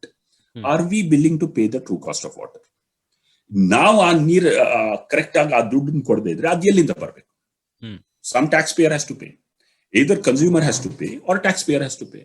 Now we are allowing the taxpayer to pay. Is that fair? Is that just? Is it right? Is it correct? Should not the consumer pay because polluter pays principles ಇದೆಯಲ್ಲ? So ಈ finance ಅಲ್ಲೇ ಎಲ್ಲ ಕಡೆ ಸಾಕಷ್ಟು ಸಮಸ್ಯೆಗಳು ಬರುತ್ತೆ. Finance tax payers under pay ಅಲ್ವಾ? ಇವಾಗ 95 ರೂಪಾಯಿ ಅಂದ್ರೆ ಹೌದು, ನಾವಷ್ಟು ಖರ್ಚು ಮಾಡ್ತಾ ಇಲ್ಲ. ಆಲ್ವೇಸ್ ಒಂದೊಂದ್ಸತಿ ಕಡಿಮೆ ಖರ್ಚು ಮಾಡಿ ಅದು ಥಿಂಗ್ಸ್ ಆರ್ ಬ್ರೇಕಿಂಗ್ ಅಲ್ವಾ? ಅಂದ್ರೆ ಕರೆಕ್ಟ್. ಟ್ಯಾಕ್ಸ್ ಪೇಯರ್ ಪೇಸ್ ಅಂತ ಅಂದ್ರೆ ಯಾವ ನಗರದಲ್ಲಿ ಸೂಯೇಜ್ ಟ್ರೀಟ್ಮೆಂಟ್ ಪ್ಲಾಂಟ್ ಇಲ್ವೋ ಅಲ್ಲಿ tax payer is paying for the sewage treatment plant. We are lucky to have in Bengaluru ಅಲ್ವಾ? ನಿಜ. ಕರೆಕ್ಟ್ ಆಗಿ ಟ್ಯಾಕ್ಸ್ ಪೇಯರ್ ಪೇ ಮಾಡಿದ್ರೆ ಪಾಪ ಅವ್ರ ಜಾಗದಲ್ಲಿ, ಅವ್ರ ನಗರದಲ್ಲಿ, ಅವ್ರ ಹಳ್ಳಿಲಿ ಅದು ಆ ವ್ಯವಸ್ಥೆ ಬಂದಿದ್ರೆ ಅದು ಸರಿ. ಬಟ್ ಈಗ ಯಾರಿಗೆ ಸಿಕ್ಕಿದೆಯೋ ಅವ್ರಿಗೆ ಸಬ್ಸಿಡಿ ಸಿಗ್ತಾ ಇದೆ. ಹೌದು, ಅದೇ ಮಾತು ತಿರುಗಿ ಬರುತ್ತೆ ಪವನ್. ಯಾರು 20,000 ಲೀಟರ್ ನೀರನ್ನ ತಗೋತಾರೋ ಪ್ರತಿ ತಿಂಗಳು ಬೆಂಗಳೂರು ವಾಟರ್ ಸಪ್ಲೈ ಸೂರೇಜ್ ಬೋರ್ಡ್ ಇಂದ, ಅವರಿಗೆ ಸಿಗ್ತಾ ಇರ್ತಕ್ಕಂಥ ಸಬ್ಸಿಡಿ 1,600 ರೂಪಾಯಿ ಪ್ರತಿ ತಿಂಗಳು. ಆ ಸಬ್ಸಿಡಿನ ಎಷ್ಟು ದಿವಸ ಈ ಸಮಾಜ ಮತ್ತೆ ಈ ಸಂಸ್ಥೆಗಳು ಬೇರ್ ಮಾಡುತ್ತೋ ಅಂದ್ರೆ ಹೇಗೆ ಮಾಡ್ಕೊಂಡು ಹೋಗುತ್ತೋ ಅದು ಸ್ವಲ್ಪ ಕಷ್ಟ ಪರಿಸ್ಥಿತಿ. ಬಹುಶಃ somewhere we will have to look at fair pricing of water. Consumer has to pay, polluter has to pay, and then we have to demand that our institutions perform. Once we pay the true cost of water, our institutions have to deliver. That compact has to be reached. ಆ ಮಾತು ಸ್ವಲ್ಪ ಜಾಸ್ತಿ ನಡಿಬೇಕು. ಆ ಮಾತು ಆಗ್ತಾ ಇಲ್ಲ. ನಾವು ಬೆಳಂದೂರು ಕ್ಲೀನ್ ಮಾಡಿ, ವರ್ತೂರು ಕ್ಲೀನ್ ಮಾಡಿ ಅಂತೀವಿ. ಬಟ್ ಆ ನೀರ್ ಶುದ್ಧೀಕರಣ ಮಾಡಕ್ಕೆ 600 ಕೋಟಿ ಖರ್ಚಾಗ್ತಾ ಇದೆ, 800 ಕೋಟಿ ಖರ್ಚಾಗ್ತಾ ಇದೆ. ಆ ದುಡ್ಡು ಯಾರು ಕೊಡಬೇಕು? Polluter of Bellandur should pay or the whole state of Karnataka should pay. ನಿಜ. ಅದೇ ರೀತಿ ಗಂಗಾ ತನಕ ಅದು ನೀವು ನದಿ ಒಂದು ಭಾಗ ಅಂತ ತಗೊಂಡಾಗ ಇರ್ತಕ್ಕಂಥ ನಗರ ಪ್ರದೇಶಗಳೆಲ್ಲ ತಮ್ಮ ಕೊಳಚೆ ನೀರನ್ನು ಶುದ್ಧೀಕರಣ ಮಾಡಿ ನದಿಗೆ ಬಿಡದೆ ಭೂಮಿಗೆ ಬಿಟ್ಟು ರೈತರಿಗೆ ಉಪಯೋಗ ಹಾಗೆ ನೋಡ್ಕೊಂಡ ಅಂದ್ರೆ That compact is, if it is struck between the city dwellers and the agricultural farmers, then our river pollution will stop and the water will be used productively. Alva? ಹೌದು. ಆ ತರ ನಾವು ನೋಡ್ಬೇಕು.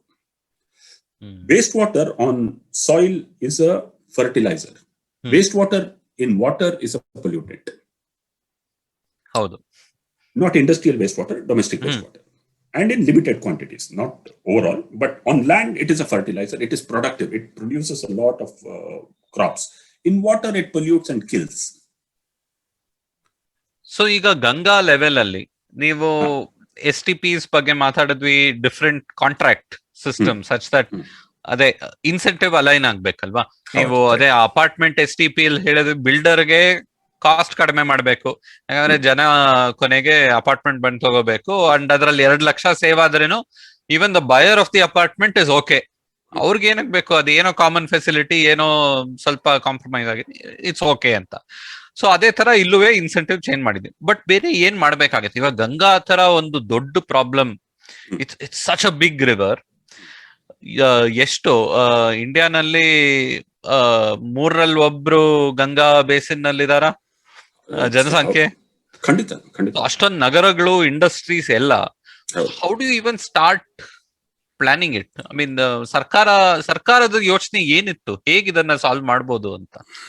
ನೋಡಿ, ನೀವು ಆಸ್ ಎಕನಾಮಿಸ್ಟ್ ನಾವು ಸ್ವಲ್ಪ ಮಾತಾಡ್ಬೋದು. ಒಂದು ಕುಸ್ನೆಟ್ಸ್ ಕರ್ವ್ ಅಂತ ಒಂದಿದೆ, ಎನ್ವೈರನ್ಮೆಂಟಲ್ ಕುಸ್ನೆಟ್ಸ್ ಕರ್ವ್ ಅಂತ ಒಂದು ಬರುತ್ತೆ, ಒಂದು ಹೈಪೋಥೆಸಿಸ್. ತುಂಬಾ ಜನ ಅದನ್ನ ಕ್ರಿಟಿಸೈಸ್ ಮಾಡ್ತಾರೆ, ಒಪ್ಪಲ್ಲ. ತುಂಬಾ ಸ್ವಲ್ಪ ಬಿಡಿಸಿ ಹೇಳಿ. ಬಿಡಿಸಿ ಹೇಳಿಸ್ತೇನೆ. ಅಂದ್ರೆ ನಮ್ಮ ಒಂದು ಸಮಾಜ till it becomes economically strong enough to be able to invest in cleaning up pollution, it will not be able to fix its pollution problem. It will only fix it when it reaches a certain stage of development where it has the affordability to invest in pollution.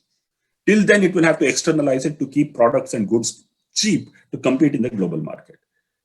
So ಬಡತನದಲ್ಲಿ ನಾವು pollute ಮಾಡೇ ಮಾಡ್ತೀವಿ. ಒಂದು ಕಾಲದಲ್ಲಿ ಒಂದಷ್ಟು ಆಸ್ತಿ ದುಡ್ಡು ಬಂದಾಗ ನಾವು ನಿಲ್ಲಿಸ್ತೀವಿ.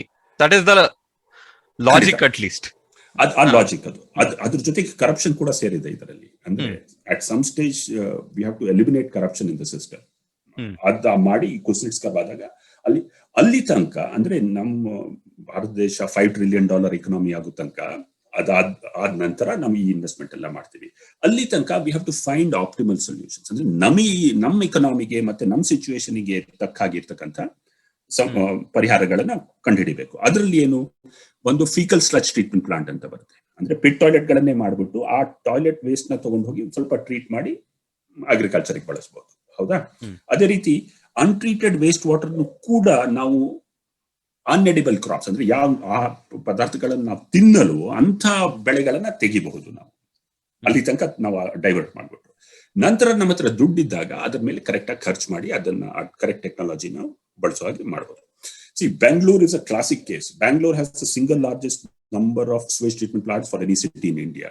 Oh. As a percentage of the fresh water which comes into the city and treatment, Bangalore has the highest percentage. Oh. And in the next 6 months, we will be treating roughly 90% of all our wastewater generated. Okay. Why? Because Bangalore has it's got a $60 billion or $90 billion economy. Somewhere we'll have to realize that whole economy runs on this 1,450 million liters of water and the wastewater that we generate. So, ಅದರ ಸ್ವಲ್ಪ ಭಾಗ ನಾವು ಇದರ ಮೇಲೆ ಖರ್ಚು ಮಾಡಿದಾಗ ನಮ್ಮ economic and environmental benefits will flow. So these pockets of good economies in the city, which are cities in India, will have to start to demonstrate solutions.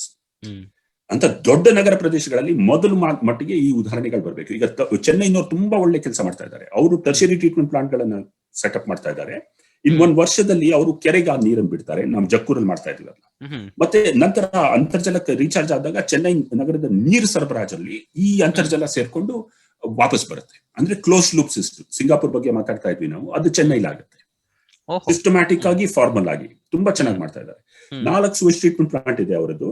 ಅದರಲ್ಲಿ ಎನರ್ಜಿ ಬೇಕಲ್ಲ sewage treatment plant ಓಡಿಸಕ್ಕೆ, ಅದು it is self generated from the sewage treatment plants. You have those designs. So all these fascinating technologies will come provided the investment comes. The investment will come when the economy can afford that investment. ಅಂತ ನನ್ನ so ಸದ್ಯಕ್ಕೆ do you think we can already afford? We can. Major cities ಅಲ್ಲಿ ಆಗ್ಲೇ ನಾವು ಮಾಡಬಹುದು. ಖಂಡಿತ pockets of our economy can definitely afford it and will have to demonstrate it. ಈಗ ಆ TZ ಉದಾಹರಣೆ ಕೊಟ್ಟನಲ್ಲ, ಅದೇ ತರ ಒಂದು ರೈನ್ಬೋ ಟ್ರೈಬ್ ಅಂತ ಒಂದು ಚಿಕ್ಕ ಒಂದು ಗೇಟೆಡ್ ಕಮ್ಯುನಿಟಿ ಇದೆ, ಒಂದು 36 ಎಕರೆಯಲ್ಲಿ. ಅವರೆಲ್ಲ ತಮ್ಮ ಕಲುಷಿತ ಆಗಿರೋ ನೀರನ್ನು ಶುದ್ಧೀಕರಣ ಮಾಡಿ ಪ್ರತಿ ಮನೆಗೂ ಫ್ರೀ ಆಗಿ ಕೊಡ್ತಾ ಇದ್ದಾರೆ. ಅಲ್ಲಿ ಅವರು ಗಿಡ ಮರ ಎಲ್ಲ ಬೆಳೆಸ್ತಾ ಇದ್ದಾರೆ ಮತ್ತೆ ಒಳ್ಳೆ ಬೆಳೆ ತೆಗಿತಾ ಇದ್ದಾರೆ. ಈ ತರ ಉದಾಹರಣೆಗಳು ಚಿಕ್ಕ ಅಪಾರ್ಟ್ಮೆಂಟ್ ಇಂದ ಹಿಡಿದು, ಮನೆಯಿಂದ ಹಿಡಿದು, ಈ ತರ ಕಮ್ಯುನಿಟಿಯಿಂದ ಹಿಡಿದು ನಗರ ಪ್ರದೇಶ ತನಕ ನಾವು ಜಕ್ಕೂರ್ ಆಯ್ತು ಒಂದು ಉದಾಹರಣೆ. ಅಂದ್ರೆ ಒಂದು 18 ಸ್ಕ್ವೇರ್ ಕಿಲೋಮೀಟರ್ ವಾಟರ್ ಶೆಡ್ ಅಂತ ಕರಿತೀವಿ ನಾವು. ಆ ವಾಟರ್ ಶೆಡ್ ಲೆವೆಲ್ ಅಲ್ಲಿ ಉದಾಹರಣೆ, ಮತ್ತೆ ನಗರದಲ್ಲಿ ಉದಾಹರಣೆ. ಈ ಬೆಂಗಳೂರಿನಿಂದ ಕೋಲಾರ್ಗೆ ಹೋಗ್ತಾ ಇರ್ತಕ್ಕಂಥದ್ದು, ಚಿಕ್ಕಬಳ್ಳಾಪುರ್ಗೆ ಹೋಗೋ ನೀರು, ಇದು ಒಂದು ಮಾದರಿ. ಇಡೀ ಜಗತ್ತಿನಲ್ಲಿ ಮೆಕ್ಸಿಕೋ ಸಿಟಿ ಇಷ್ಟು ನೀರನ್ನ ವ್ಯವಸಾಯಕ್ಕೆ ಕೊಡ್ತಾ ಇದೆ. ನೆಕ್ಸ್ಟ್ ಸಿಟಿ ಯಾವುದು ಅಂದ್ರೆ ಬೆಂಗಳೂರು. ಸೊ ಈ ತರ ಮಾದರಿಗಳನ್ನ ನಾವು ಗಮನ ಕೊಟ್ಟು ಅದ್ರ ಬಗ್ಗೆ ಮಾತಾಡಿ ಅದರಿಂದ ಕರೆಕ್ಟ್ ಕಲಿಕೆಗಳನ್ನು ಕಲಿತು ನನಗನ್ಸದು to tie agriculture and waste water of urban areas is the best formula for India. Instead of ನಾವು 100% ಟ್ರೀಟ್ಮೆಂಟ್ ಮಾಡಿ ಬರೀ ಇಂಡಸ್ಟ್ರಿಯಲ್ ಅದು ಸ್ಕೇಲ್ ಅಲ್ಲಿ ಮಾಡಕ್ ಬದಲು ವಿತ್ ಅಗ್ರಿಕಲ್ಚರ್ ಟೈ ಅಪ್ ಮಾಡಿದ್ರೆ ಬೆಟರ್ ಅಂತ. ಕರೆಕ್ಟ್. ಅದರಲ್ಲಿ ಫಿಟ್ ಫಾರ್ ಪರ್ಪಸ್ ಟ್ರೀಟ್ಮೆಂಟ್ ಅಂತ ಒಂದು ಮಾದರಿ ಬರುತ್ತೆ. ಏನಾಗಿದೆ, ಸ್ಟ್ಯಾಂಡರ್ಡ್ ಒಂದೇ ಸ್ಟ್ಯಾಂಡರ್ಡ್ ಇಟ್ಕೊಂಡಿದ್ದೀವಿ ನಾವು ಇಡೀ ಇಂಡಿಯಾಗೆ. ಎಲ್ಲ ವೇಸ್ಟ್ ವಾಟರ್ಗೂ ಒಂದು ಸ್ಟ್ಯಾಂಡರ್ಡ್ ಇದೆ, BOD ಲೆಸ್ ದೆನ್ 10 ಅಂತ ಕರಿತೀವಿ. ಬಯೋಲಾಜಿಕಲ್ ಆಕ್ಸಿಜನ್ ಡಿಮಾಂಡ್ ಅನ್ನೋ ಒಂದು ಪ್ಯಾರಾಮೀಟರ್ ಇದೆ, ಅದು 10 ಕಡಿಮೆ ಅಂತ. ಮತ್ತೆ ಫಾಸ್ಫರಸ್ ನ ಲೆಸ್ ದೆನ್ 1 ಅಂತ ಹೇಳ್ತೀವಿ. ಈಗ ಯಾವುದೇ ಒಂದು ಶುದ್ಧೀಕರಣ ಮಾಡಿರ್ತಕ್ಕಂಥ ನೀರು ಅದರ ಬಳಕೆ ಏನು ಅಂತ ಅದನ್ನ ನೋಡ್ಬಿಟ್ಟು ಅದರ ತಕ್ಕ ಹಾಗೆ ನಾವು ಸ್ಟ್ಯಾಂಡರ್ಡ್ ನ ಟ್ರೀಟ್ ಮಾಡ್ಬೇಕು. ಈಗ TZ ನವರು ಕುಡಿತಾರೆ ಆ ನೀರನ್ನು, ಸೊ ಅವಾಗ ಡ್ರಿಂಕಿಂಗ್ ವಾಟರ್ ಸ್ಟ್ಯಾಂಡರ್ಡ್ ತನಕ ಟ್ರೀಟ್ ಮಾಡ್ಬೇಕಾಗಿರುತ್ತೆ, ಹೌದಾ? ಸೊ ಅದ್ ಕಡ್ಡಾಯ. ಆದ್ರೆ ವ್ಯವಸಾಯಕ್ಕೆ ಬಳಸ್ಬೇಕಾದ್ರೆ ಆ ನೀರಿನ ಆ ನೈಟ್ರೋಜನ್, ಫಾಸ್ಫರೇಟ್ ಮತ್ತೆ ಪೊಟ್ಯಾಷಿಯಂ ತೆಗೆಯೋದು ಮೂರ್ಖತನ. ನಾವು ಅದನ್ನ ಕೊಟ್ಟ ಅಂದ್ರೆ ಒಳ್ಳೆ ಗೊಬ್ಬರ ರೀತಿಯಲ್ಲಿ ಹೋಗುತ್ತೆ ಅದು. ಸೊ ಅದಕ್ಕೆ ಅಷ್ಟು ಟ್ರೀಟ್ಮೆಂಟ್ ಮಾಡಬೇಕಾಗಲ್ಲ ನಮಗೆ. ಅಂದ್ರೆ ಬ್ಯಾಕ್ಟೀರಿಯಾನ ಕಂಟ್ರೋಲ್ ಮಾಡಬೇಕು, but all nutrients should be there in the waste water. So we will have to evolve fit for purpose treatment standards for each one of our projects. State level ಅಲ್ಲ, ಪ್ರತಿಯೊಂದು ನಗರ ಪ್ರದೇಶಕ್ಕೆ ಒಂದು fit for purpose standard ಇರಬೇಕು, ಮತ್ತೆ project ಗಳಿಗೂ fit for purpose standard ಇರಬೇಕು, depending on the intended use of the treated waste water. ಅಷ್ಟು maturity ಯಾವಾಗ ಬರುತ್ತೆ ನಮ್ಮ ಸಂಸ್ಥೆಗಳಲ್ಲಿ, ನಮ್ಮ ದೇಶದಲ್ಲಿ ಅನ್ನೋದು ನೋಡ್ಬೇಕು. ಸೊ ಕ್ಲಿಯರ್ಲಿ ವಿಶ್ವನಾಥ್ ಅವರೇ, ನಿಮಗೆ ಸದ್ಯಕ್ಕೆ ಆಗ್ತಾ ಇರೋ ಮತ್ತೆ ಪ್ಲಾನ್ ನಲ್ಲಿರೋ ಪ್ರಾಜೆಕ್ಟ್ಸ್ ಮೇಲಂತೂ ಈ ತರ ನಿಮಗೆ you have a lot of hope that ಬೇರೆ ಬೇರೆ ಡೆಮಾನ್ಸ್ಟ್ರೇಟ್ ಮಾಡ್ತಾರೆ ಅಂತ. ಆದ್ರೆ ಪ್ರಾಜೆಕ್ಟ್ಸ್ ಮುಖ್ಯ, ಸಿಸ್ಟಮ್ಸ್ ಮುಖ್ಯ, ಆದ್ರೆ ಇದರಲ್ಲಿ ಆಡಳಿತ, ಗವರ್ನೆನ್ಸ್ ಮತ್ತೆ ಸಂಸ್ಥೆಗಳು ಅಂತ ನಾವು ಮಾತಾಡುವ ಸರ್ಕಾರಿ ಸಂಸ್ಥೆಗಳು, ಅದರಲ್ಲಿ ಏನಾದ್ರೂ ನೀವು ಎವಲ್ಯೂಷನ್ ನೋಡ್ತಾ ಇದ್ದೀರಾ? ಇವಾಗ ಫಾರ್ ಎಕ್ಸಾಂಪಲ್ ಬೆಂಗಳೂರು ತಗೊಳ್ಳಿ, ನಮ್ಗೆ ಗೊತ್ತು ಬೆಂಗಳೂರಲ್ಲಿ ಎಷ್ಟು ಡಿಸ್ಫಂಕ್ಷನಲ್ ಆಗಿದೆ. ಇವಾಗ BWSSB ಪೈಪ್ಡ್ ವಾಟರ್ ಅನ್ನು ನೋಡ್ತಾರೆ, ಪೈಪ್ಡ್ ಸ್ಯೂರೇಜ್ ಅನ್ನು ನೋಡ್ತಾರೆ. ನೀವು ಬಾವಿ ಮನೇಲಿದ್ರೆ ಇಲ್ಲ, ನೀವು ಅದಕ್ಕೇನೋ ಒಂದು ಸರ್ಚಾರ್ಜ್ ಇದೆ ಅಷ್ಟೇ. ಆದ್ರೆ ನಾವು if we save more water, BWSSB ಇಂದ ನಮಗೇನು there is no benefit, right? Land use ಏನೋ ಚೇಂಜ್ ಆಗಿ ನೀರಿನ ರೈನ್ ವಾಟರ್ ಹಾರ್ವೆಸ್ಟಿಂಗ್ ಚೇಂಜ್ ಆಯ್ತು ಅಂದ್ರೆ ಅದಕ್ಕೆ BWSSB ಲಿಂಕ್ ವೀಕ್. ಅದು ನಾವು ನಗರದ ಲೆವೆಲ್ ಅಲ್ಲೋ ಇಲ್ಲ ಗಂಗಾ ಲೆವೆಲ್ ಅಲ್ಲೋ ಎಲ್ಲಾದ್ರೂ ನೀವು ಚೇಂಜ್ ನೋಡ್ತಾ ಇದ್ದೀರಾ? ಇಲ್ಲ, ಈಗ ಏನಾಗಿದೆ ಪವನ್ ಅಂದ್ರೆ, ನಮ್ಮ ಸಮಸ್ಯೆಗಳು 21ನೇ ಶತಮಾನದ ಸಮಸ್ಯೆಗಳು, ನಮ್ಮ ಸಂಸ್ಥೆಗಳು 20ನೇ ಶತಮಾನದ ಸಂಸ್ಥೆಗಳು. 20th century. BWSSB 1964. ಸೊ ನಾವು 20ನೇ ಶತಮಾನ ಅಂತ ಇಟ್ಕೊಳ್ಳೋಣ. ಇನ್ಫ್ಯಾಕ್ಟ್ ನಾವು ಲಾಸ್ಟ್ ಟೈಮ್ ಮಾತಾಡಿದಾಗ 20ನೇ ಶತಮಾನದ ಸಂಸ್ಥೆಯಾಗಿ they were a very innovative organisation. 40 ವರ್ಷಕ್ಕೆ they were among the best leading in technology systems ಎಲ್ಲದರಲ್ಲೂ. ಹೌದು. ಈಗಲೂ ಕೂಡ ಮೀಟರ್ ಕನೆಕ್ಷನ್ ನೋಡಿದ್ರೆ ಅಥವಾ ಪ್ರೈಸಿಂಗ್ ನೋಡಿದ್ರೆ ಅಥವಾ ಪ್ರೊಪೋರ್ ಪಾಲಿಸಿ ನೋಡಿದ್ರೆ we are one among the best in India. That is a cause of pride and a cause of worry also. If we are the best, then what is the state of affairs with others ಅನ್ನೋತರ. But ಈಗೇನಾಗಿದೆ, 21ನೇ ಶತಮಾನದ ಸಂಸ್ಥೆಗಳನ್ನ ನಾವು ಯೋಚನೆ ಮಾಡ್ಬೇಕಾಗಿ ಬರುತ್ತೆ, ಮತ್ತೆ ಅದನ್ನ ರೂಪಕ್ಕೆ ತರಬೇಕಾಗಿ ಬರುತ್ತೆ ನಮ್ಮ ನಗರಗಳಲ್ಲಿ. ಇಲ್ಲಿ ಏನಾಗ್ತಾ ಇದೆ, ಈಗ ನಮಗೆ ಅಂತರ್ಜಲದ ಬಗ್ಗೆ ಮಾಹಿತಿ ಬೇಕು, ವ್ಯವಸಾಯದ ಬಗ್ಗೆ, ಅಗ್ರಿಕಲ್ಚರ್ ಬಗ್ಗೆ ಮಾಹಿತಿ ಬೇಕು, ಹೌದಾ? ವೇಸ್ಟ್ ವಾಟರ್ ಬಗ್ಗೆ ಮಾಹಿತಿ ಬೇಕು. ಅಂದ್ರೆ ಒಂದು ಸಂಸ್ಥೆ ಹತ್ರ ಈ ಮೀನುಗಾರಿಕೆ ಬಗ್ಗೆ ಮಾಹಿತಿ ಬೇಕು. ಈ ನೀರನ್ನು ಕೆರೆಗೆ ತುಂಬಿದಾಗ ಮೀನುಗಾರಿಕೆ ನಡೆಯುತ್ತೆ ಅಲ್ಲಿ. So all these kind of disciplines have to come together to formulate a project. ಅದಕ್ಕೆ we will have to think of special purpose vehicles or different models which will fit each one of our projects. ಅದು ಆಗ್ತಾ ಇಲ್ಲ, ಈ phase ಅಲ್ಲಿ ಆಗ್ತಾ ಇಲ್ಲ. ಯಾವ requirement ಇದೆಯೋ ಆ ಸ್ಪೀಡ್ ಅಲ್ಲಿ ಇದಾಗ್ತದೆ. And this is our standard problem ಅಲ್ವಾ, ಎಸ್ಪೆಷಲಿ ಬ್ಯಾಂಗ್ಳೂರಲ್ಲಿ. ಒಳ್ಳೆ ಸೊಲ್ಯೂಷನ್ಸ್ ಇದೆ, ಆದ್ರೆ ನಮ್ಮ ಸಮಸ್ಯೆಗಳು ಬೆಳೆಯೋ ರೇಟು ನಮ್ಮ ಸೊಲ್ಯೂಷನ್ ಬೆಳೆಯೋ ರೇಟ್ ಅದಕ್ಕೆ ಮೀಟೇ ಆಗೋದಿಲ್ಲ. ಸೊ ನಾವು ಏನೋ 1,000 ಯೂನಿಟ್ ಒಂದು ಪ್ರಾಬ್ಲಮ್ ಸಾಲ್ವ್ ಮಾಡ್ಬೋದು, ಆದ್ರೆ ಆ ಪ್ರಾಬ್ಲಮ್ ಅದ 10,000ಕ್ಕೆ ಬೆಳೆದೋಗಿದೆ ಅಲ್ವಾ. ಆದ್ರೆ ಸೊ ನಮಗ್ ಗೊತ್ತಾಗ್ತಾ ಇರೋದು ಅದ್ರ ಗ್ಯಾಪ್ ಎಷ್ಟು ನಾವು ಸಾಲ್ವ್ ಮಾಡ್ತಾ ಇಲ್ಲ ಅಂತ. ಸೊ ಅದರಲ್ಲಿ ನೆಕ್ಸ್ಟ್ 10 ವರ್ಷದಲ್ಲಿ ನಾವು ನೋಡ್ಬೇಕಾಗತ್ತಲ್ವಾ. ಆದ್ರೆ ಲಾಸ್ಟ್ ಫ್ಯೂ ಇಯರ್ಸ್ ಅಲ್ಲಿ what do you think is different? ಇವಾಗ ನಾವು ಸ್ವಚ್ಛ ಭಾರತ್ ಅಲ್ಲಿ ಇವಾಗ ಕಳೆದ 10 ವರ್ಷದಲ್ಲಿ ಸ್ವಚ್ಛ ಭಾರತ್ ಬಿಡಿ, ಸ್ಯಾನಿಟೇಷನ್ ಅಲ್ಲಿ ಕೊನೆಗೂ ನೋಡಿದೀವಿ ಪೊಲಿಟಿಕಲ್ ಇಂಟ್ರೆಸ್ಟ್ ಬಂದಿದೆ, ಪಬ್ಲಿಕ್ ಇಂಟ್ರೆಸ್ಟ್ ಬಂದಿದೆ. 8-10 ವರ್ಷದಿಂದ ಯಾವ್ದೋ ಒಂದು ಸ್ಟೇಜ್ ಮೇಲೆ ಸ್ಯಾನಿಟೇಷನ್ ಮೇಲೆ ಕಾರ್ಯಕ್ರಮ ಆಗ್ತಾ ಇದೆ, ಯಾರಾದ್ರೂ ಪಾಲಿಟಿಷಿಯನ್ ಬನ್ನಿ ಅಂದ್ರೆ ಕಷ್ಟ ಆಗ್ತಾ ಇತ್ತಲ್ವಾ. ಹೊಸ ನೀರಿನ ಪ್ರಾಜೆಕ್ಟ್ ಅಂದ್ರೆ ಜನ ಬರ್ತಾ ಇದ್ರು, ಆದ್ರೆ ಸ್ಯಾನಿಟೇಷನ್ ಶಿಟ್ ಅಂಡ್ ಇದ್ರ ಬಗ್ಗೆ ಅಸೋಸಿಯೇಷನ್ನೇ ಜನಕ್ಕೆ ಇಷ್ಟ ಇರ್ಲಿಲ್ಲ. ಅದೆಲ್ಲ ಈಗ ಬದಲಾಗಿದೆ.